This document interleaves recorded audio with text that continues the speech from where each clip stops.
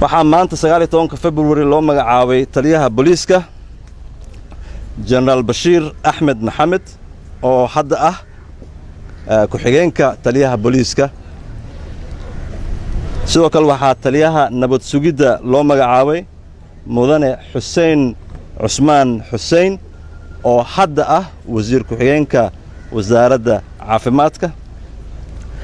waxaa kaloo loo magacaabay taliyaha ciidamada asluubta Sareeye Guud Bashir Maxamed Jaamac Bashir Goobe oo hore u ahaan jiray jagadan.